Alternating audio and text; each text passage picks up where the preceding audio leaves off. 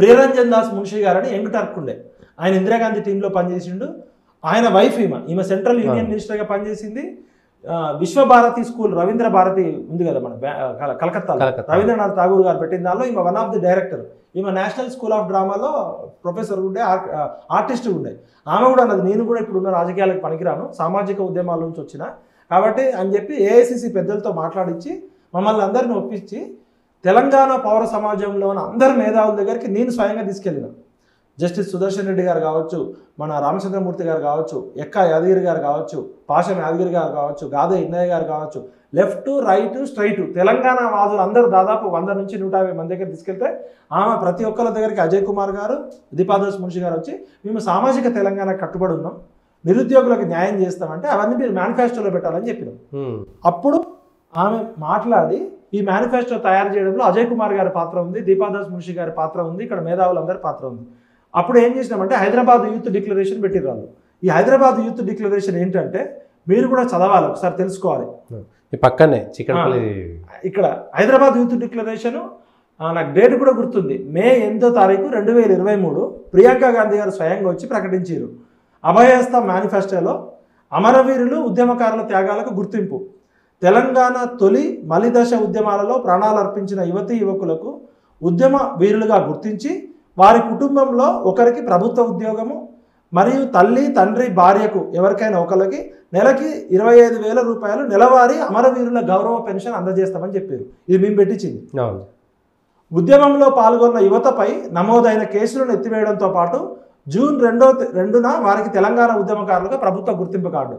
మొన్న జూన్ 2వ తారీఖు తెలంగాణ 10 సంవత్సరాల ఉత్సవాలు అయితే ఒక్క ఉద్యమకారుడికి కూడా, ఒక కోదండరామ్ సార్ టీముకు తప్ప తెలంగాణ ఉద్యమంలో 69 ఉద్యమకారులకు కానీ మాకు కానీ ఎవ్వరికి కూడా పిలుపు లేదు.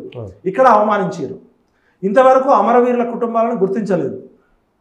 ఇంకొకటి ఇప్పుడు నిరుద్యోగుల గురించి వాళ్ళు ఏం చెప్పారంటే స్వయంగా ప్రియాంక గాంధీ గారు సరూర్ నగర్ స్టేడియంలో 50,000 మంది నిరుద్యోగుల సమక్షంలో 8వ తారీఖు మే నెల 2023 యూట్యూబ్లో డౌన్లోడ్ చేయండి, ఆ రోజు ప్రెస్ క్లిప్పింగ్లు చూడండి. పారదర్శకంగా ప్రభుత్వ ఉద్యోగాలు నియామకాలు చేస్తాం. మేడం ప్రియాంక గాంధీ గారు ఇచ్చిన ప్రామిసు ఇది ఇక్కడ ఉన్న పుచ్చిపోయిన మొఖాలో, ఎలకలు తిన్న మొఖాలో, లేకపోతే విశ్వాసం లేని కాంగ్రెస్ లీడర్లు కాదు, ఆమె స్వయంగా సోనియా గాంధీ మాటగా ఇచ్చిందని చెప్పి మొదటి ఏడాదిలో 2 లక్షల ప్రభుత్వ ఉద్యోగాలు భర్తీ చేస్తాం. మొదటి ఏడాదిలోనే SC ST BC minority backlog పోస్టులు భర్తీ చేస్తాం. ప్రతి ఏడాది జూన్ 2వ తేదీ నాటికి అన్ని శాఖల్లోని ఖాళీలతో జాబ్ క్యాలెండర్ ప్రకటించి సెప్టెంబర్ 17 లోపు నియామకాలు చేస్తామన్నారు. మరి ఇప్పుడు 6 నెలలు అవుతుంది. 6 నెలల్లో మీరు 6 ఉద్యోగాలను ఇచ్చిర్రా, 60 ఉద్యోగాలను ఇచ్చిర్రా, 6,000 ఉద్యోగాలను ఇచ్చిర్రా? మరి 2 లక్షల ఉద్యోగాలంటే మీ గమ్యము గమనము, మీ దశ దిశ 6 నెలల కాలంలో సరే 2 నెలలు ఎలక్షన్స్ తీసేస్తే 4 నెలల్లో మీరు ఎన్ని ఉద్యోగాలు ఇచ్చారు, ఎన్ని నోటిఫికేషన్లు ఇచ్చారు, ఎన్ని ఎగ్జామ్స్ కండక్ట్ చేస్తారనే చూడాలి. నిరుద్యోగ యువతకు ఉద్యోగ ఉపాధి అవకాశాలను కల్పించే వరకు ప్రతి నెల 4,000 రూపాయలు నిరుద్యోగ భృతి చెల్లింపు అన్నారు. మరి ఎన్ని నెలలు చెల్లించారు?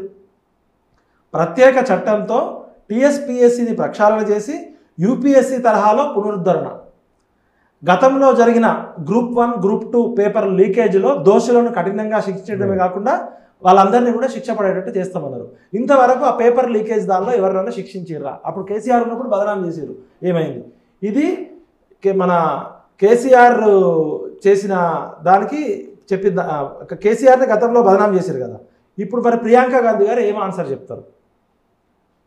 ప్రియాంక గాంధీ గారు డిక్లరేషన్ ఇచ్చారు కాబట్టి ప్రియాంక గాంధీ గారు స్వయంగా వచ్చి చెప్పారు, సోనియా గాంధీ మా అమ్మ తెలంగాణ ఇచ్చింది, మా ఇందిరాగాంధీ మీకు అన్యాయం చేసి ఉండొచ్చు 69లో, కానీ మా అమ్మ ఇచ్చిన మాట ప్రకారం తెలంగాణ ఇచ్చింది, సోనియా గాంధీ మాటగా నేను చెప్తున్నా అని ప్రియాంక గాంధీ గారు చెప్పారు.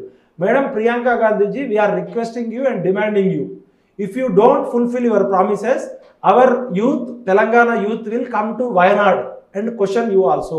Okay. And we will come to Delhi and we will come to AICC office and we will come to your home also. We are requesting you, please fulfill your promises. నిరుద్యోగులకు నేను ఏం చెప్తున్నా అంటే మనము ధర్నాలు చేయక్కర్లే, రాస్తారోకాలు చేయక్కర్లే, ఆత్మహత్యలు చేయక్కర్లే, అరెస్ట్ కావక్కర్లే. ప్రియాంక గాంధీ గారు ఏదైతే మాట్లాడారో ఆ స్పీచ్ను డౌన్లోడ్ చేసి ఒకసారి మళ్ళీ ఎక్స్లో ఇప్పుడు 30 లక్షల మంది నిరుద్యోగులు ఉన్నారు, ఒకసారి 30 లక్షల మంది మీరు ట్వీట్ చేయండి. మరి సోనియా గాంధీ గారు కూడా మర్చిపోయి ఉండొచ్చు, ప్రియాంక గాంధీ గారు కూడా మర్చిపోయి ఉండొచ్చు. వాళ్ళకి తెలంగాణలో ప్రభుత్వం వచ్చింది కాబట్టి మర్చిపోతారు. కాబట్టి గుర్తు చేయాల్సిన బాధ్యత ఉంది.